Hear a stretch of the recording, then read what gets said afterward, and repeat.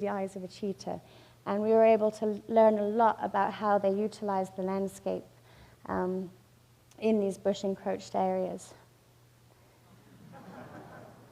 And we put it on some mother and cubs and also some brothers, so we were able to see some beautiful interactions between the animals. So it really is wonderful. And it has inspired National Geographic to potentially do a feature on cheetah conservation in Botswana and the work that we do. So we're very excited about that moving forward.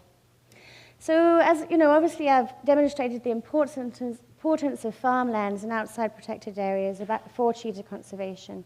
And here they live with people and they live with farmers. And over the last 30 years, a lot of indigenous knowledge has been lost.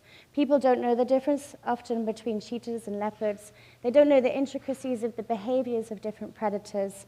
And also a lot of indigenous practices like herding and crawling animals at night have sort of lost popularity over recent years. There's a free education system in Botswana, so everyone goes to school, which is fantastic.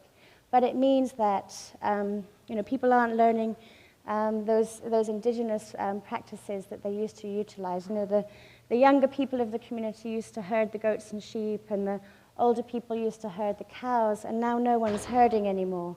And no one's crawling at night. Very few people are using livestock guarding dogs.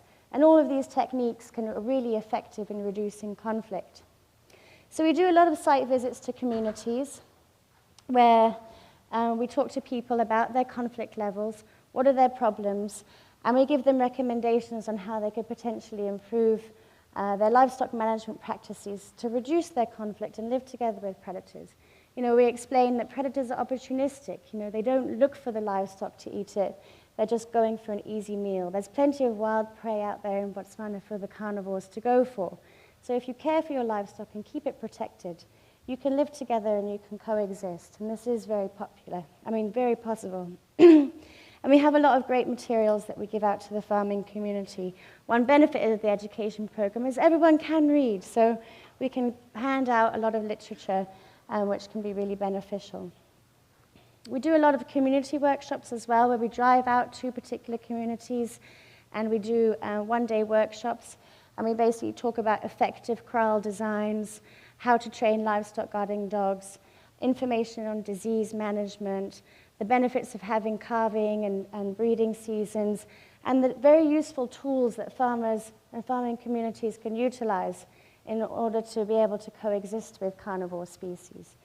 And these have been fantastically successful, and we get calls to come to different communities very regularly now, and people really appreciate the information that we're